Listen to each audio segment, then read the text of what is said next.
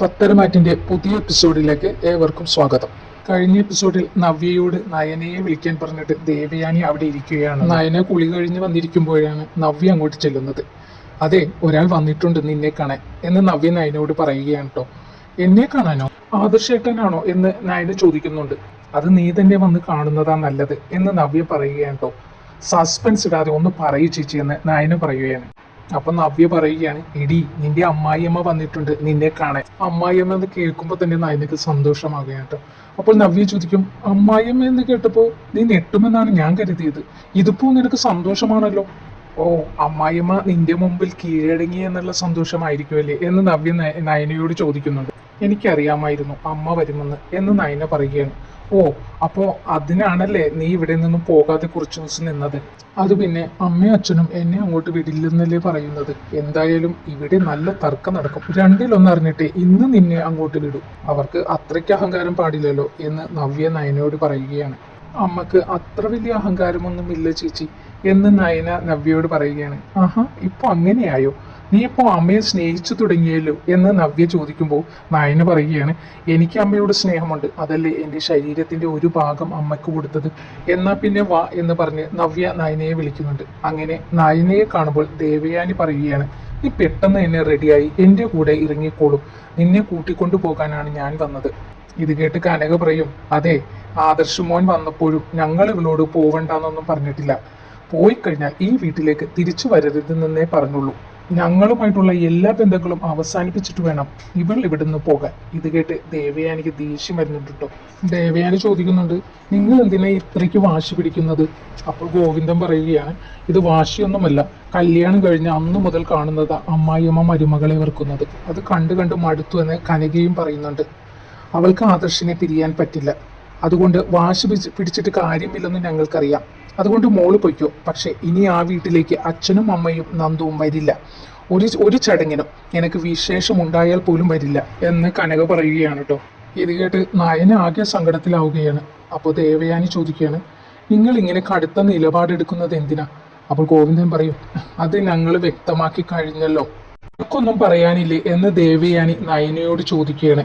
അത് പിന്നെ അമ്മേ, ആദർശേട്ടൻ വിളിച്ചപ്പോൾ വരാതിരുന്നതിന് എനിക്ക് നല്ല വിഷമമുണ്ട്. അപ്പോൾ ദേവയാനി ചോദിക്കുകയാണ്, അവൻ നിന്റെ ഭർത്താവാണ്, നീ അവനോടൊപ്പമല്ലേ കഴിയേണ്ടത്. മോളെ, ആദർശിന്റെ അമ്മ പറഞ്ഞത് 100% ശരിയാ. അതുകൊണ്ട് നീ ഞങ്ങളുമായിട്ടുള്ള ബന്ധം അറുത്തു മാറ്റിയിട്ട് പൊയ്ക്കോ. ഇത് കേട്ട് നയന സങ്കടത്തോടെ പറയാണ്, ഇതാണ് എനിക്ക് ഇഷ്ടപ്പെടാത്തത്. എന്താ അച്ഛനും അമ്മയും ഇങ്ങനെയൊക്കെ സംസാരിക്കുന്നത്? ഓ, അപ്പോ ആദർശിന്റെ അമ്മയുടെ ഭാഗത്ത് ശരിയുണ്ടെന്നാണല്ലേ മോള് പറയുന്നത് എന്ന് കനക തിരിച്ചു ചോദിക്കുന്നുണ്ട്. ഉള്ളത് പറഞ്ഞാൽ ഞങ്ങൾക്ക് നയന മോളെ അങ്ങോട്ട് വിടാൻ ഒരു താല്പര്യവുമില്ല. ഇങ്ങനെ പറയുമ്പോൾ ദേവയാനി ആകെ വിഷമത്തിലാവുകയാണ് കേട്ടോ. ഒടുവിൽ സഹി കെട്ട് നയന പറയൂ, ഞാൻ ഇനി അങ്ങോട്ട് പോകുന്നില്ല. എൻ്റെ അച്ഛനും അമ്മയും എന്നെ കാണാൻ വരുന്നില്ലെങ്കിൽ ഞാൻ ഇനി അങ്ങോട്ട് പോകുന്നില്ല. നയന കരഞ്ഞോണ്ട് പറയുകയാണ്, ശരി എങ്കിൽ നീ ഇപ്പോൾ പറയണം ആദർശിന്റെ അമ്മയോട് ഇനി ഞാൻ അങ്ങോട്ട് വരുന്നില്ല എന്ന്. അപ്പോൾ ദേവയാനി പറയുകയാണ്, ഇന്നിതിന് അവസാന തീരുമാനം എടുക്കാനാണ് ഞാൻ ഇങ്ങോട്ട് വന്നത്.